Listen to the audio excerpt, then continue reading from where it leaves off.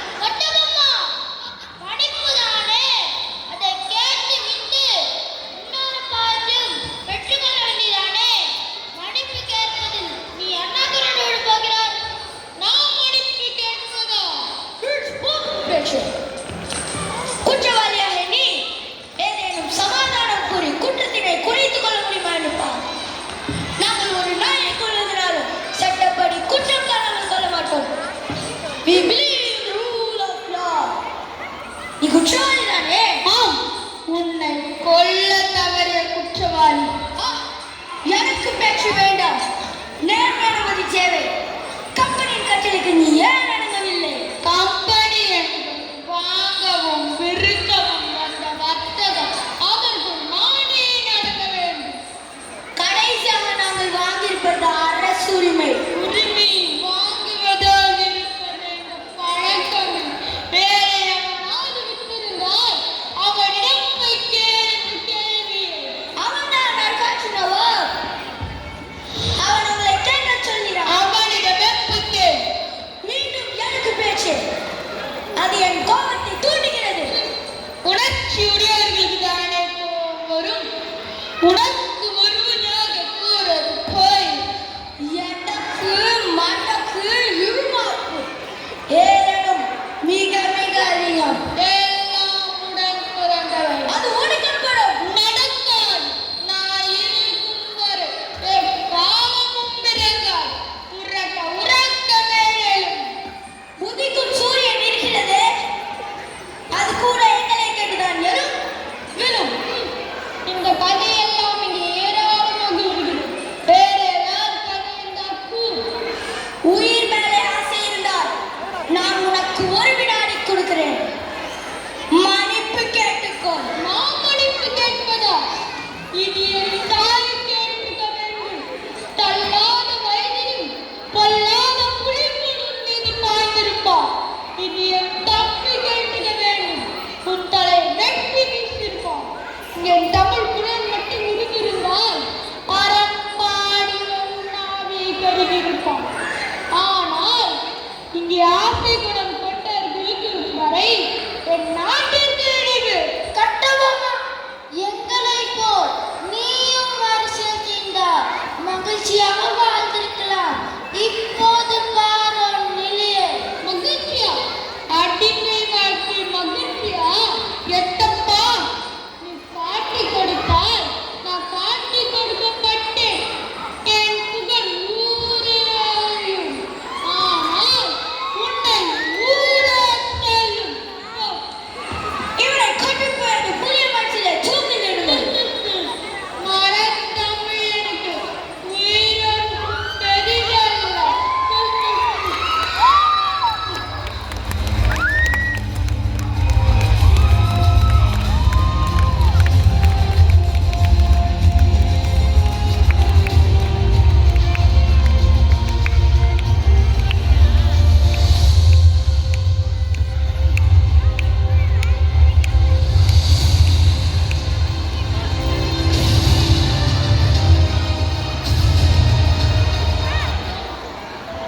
என்ன வீரம்! சற்றும் மனம் தளராது மேற்கொண்ட பார்வை, வீர நடை, அழகு முகத்தில் தலையாத கம்பீரம், சாவுக்கும் சற்று அஞ்சாத கர்ஜிக்கும் சிங்கம் போன்று நிமிர்ந்து தூக்கு மேடையை நுழைய செல்கின்றார் வீரபாண்டிய கட்டபொம்மன். இவ்வீர தமிழின் வாழ்க்கை வரலாற்றை நாம் ஒவ்வொருவரும் அவசியம் தெரிந்து கொள்வது இந்த